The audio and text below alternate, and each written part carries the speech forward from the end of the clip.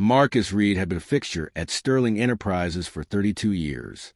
Day after day, he moved through the glass and steel tower in downtown Chicago, emptying trash cans, scrubbing floors, and wiping down conference tables where million-dollar deals were struck. To the executives, he was invisible, just part of the building's machinery. They didn't know his name, his story, or the weight he carried in his quiet, deliberate steps. But Marcus knew theirs. Every whispered deal, every late-night argument, every secret they thought was safe behind closed doors. Sterling Enterprises was a titan in the tech industry, a company that built its fortune on cutting-edge software for financial institutions. Its flagship product, a proprietary algorithm called Nexus, powered the transactions of banks, hedge funds, and governments worldwide. The company's valuation had soared to $12 billion, and its CEO, Bradley Whitaker, was a darling of the business world, gracing magazine covers with his boyish grin and bold promises of redefining wealth. The Boardroom, where Marcus now stood, was the nerve center of this empire, a place where Whitaker and his inner circle plotted their next moves. On that Monday, the Boardroom was packed. Whitaker sat at the head of the table, flanked by 10 executives, vice presidents, CFOs, and directors of strategy, all men and women in their 40s and 50s, dressed in power suits and radiating confidence. They were deep into a discussion about a new partnership with a European bank, a deal that would net Sterling $300 million in the first year alone. Papers were strewn across the table, laptops glowed with charts, and voices overlapped in a frenzy of excitement. The room was alive with the hum of ambition. Marcus had been cleaning the hallway outside when he overheard Whitaker mention Nexus. It wasn't the first time he'd heard the name. Over the years, he'd caught fragments of conversations about the algorithm, how it was the company's crown jewel, how it was untouchable. But today, something in Whitaker's tone caught his attention. There was a nervousness, a hesitation, as if he were hiding something. Marcus paused, his mop still in the bucket, and listened. Whitaker was talking about a patch for Nexus, a fix for a problem no one else in the room seemed to fully understand. Marcus didn't know much about coding, but he knew people, and he knew when someone was lying. He pushed open the boardroom door, his bucket rattling behind him. The room fell silent for a moment, then erupted in laughter. Whitaker leaned back in his chair, smirking. "Lost your way, old man," he said, his voice dripping with condescension. The others joined in, their chuckles sharp and dismissive. A woman in a navy blazer, the CFO, waved her hand. "This is a private meeting. The cleaning crew comes after hours." Marcus didn't move. He stood at the threshold, his graying hair tucked under a faded cap, his work boots scuffed from years of use. His eyes, sharp and unyielding, scanned the room. He'd seen these people before, different faces, same attitudes. They were the ones who never looked at him, who stepped over his mop like it was a nuisance, who left coffee cups and crumpled napkins for him to clean without a word of thanks. But Marcus wasn't here to clean. Not today. "I know about Nexus," he said, his voice low but steady, cutting to the laughter like a blade. The room went quiet again, but this time it was different. The executives exchanged glances, their smiles fading. Whitaker leaned forward, his grin replaced by a tight-lipped frown. "What did you say?" he asked, his tone sharp. Marcus stepped forward, his bucket clattering against the floor. "I said I know about Nexus, and I know what you've been hiding." The executives shifted uncomfortably in their seats. The CFO, Elizabeth Harper, crossed her arms. "This is absurd. Who let this guy in here?" "Security."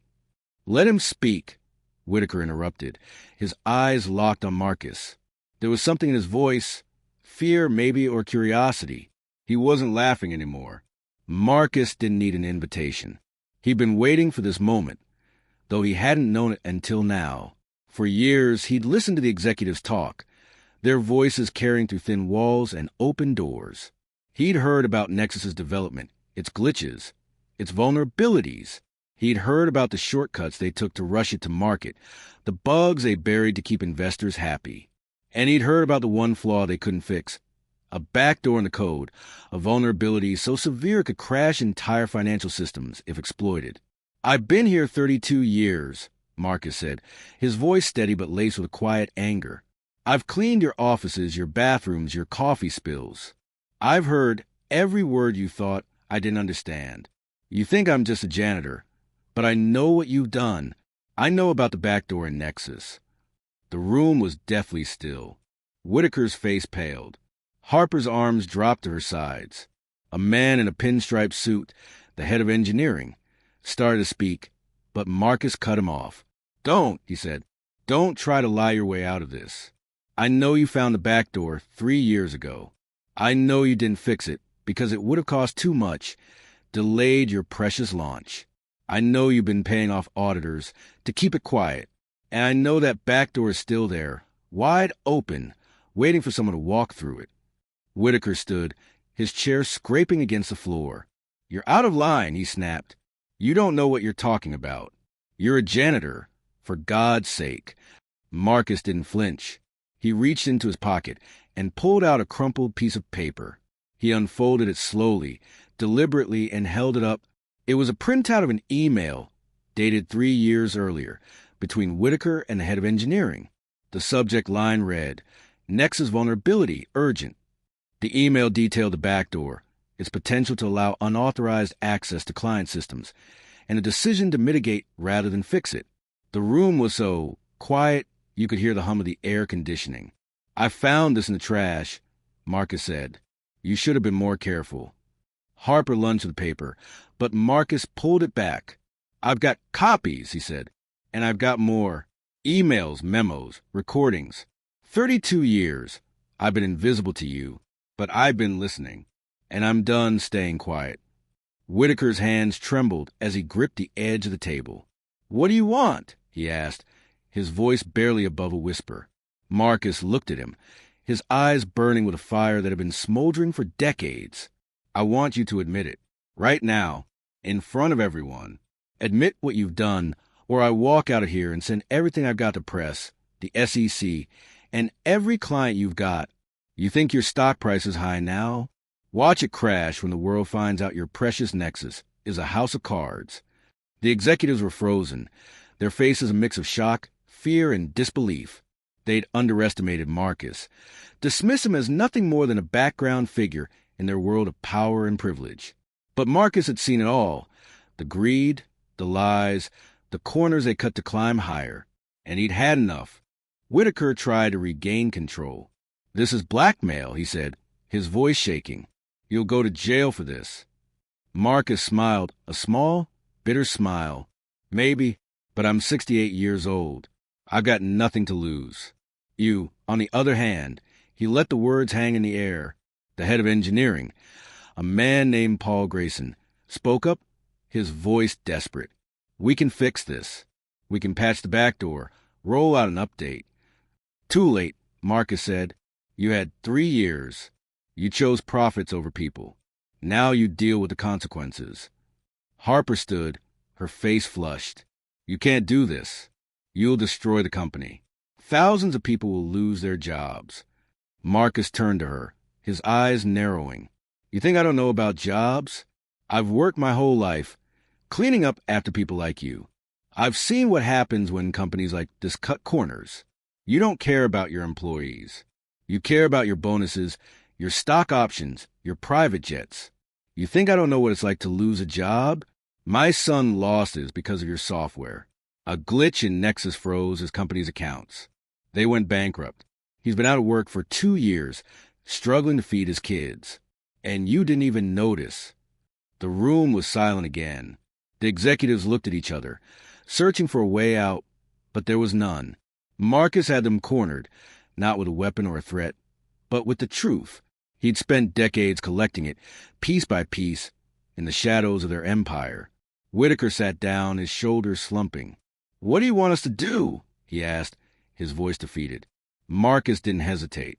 Call a press conference. Today, admit the truth about Nexus. Admit you knew about the back door and did nothing. Apologize to your clients, your employees, and everyone you've hurt. Then fix it. Not a patch, not a workaround. A real fix. And if you don't, I'll make sure the world knows everything. The executives exchanged glances, their faces pale. They knew he wasn't bluffing. Marcus had the evidence, the resolve, and the moral high ground. For years, they'd underestimated him, dismissed him as insignificant. Now, he held their future in his hands. Whitaker nodded slowly. "All right," he said. "We'll do it." Marcus didn't smile. He didn't gloat.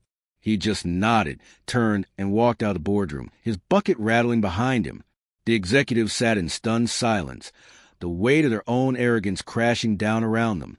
By noon, Sterling Enterprises announced an emergency press conference. Whitaker took the podium, his face drawn, and admitted the truth about Nexus. He spoke of the back door, the decision to ignore it, and the company's commitment to fixing it. The stock market reacted instantly. Sterling shares plummeted, wiping out billions in value. Clients pulled their contracts, lawsuits were filed, and the SEC launched an investigation. The company teetered on the edge of collapse. Marcus didn't watch the press conference. He was back in the basement, sorting through cleaning supplies, his shift nearly over. He didn't need to see the fallout to know he'd done what was right. For 32 years, he'd been invisible, but today he'd made himself seen. And in doing so, he'd changed everything. The story of Marcus Reed spread quickly. Employees whispered about the janitor who brought down an empire. Some called him a hero, others a traitor. But Marcus didn't care. He'd spent his life in the shadows, listening, watching, waiting. And when the moment came, he'd spoken. One man, one truth, one sentence. And a company built on lies came crashing down.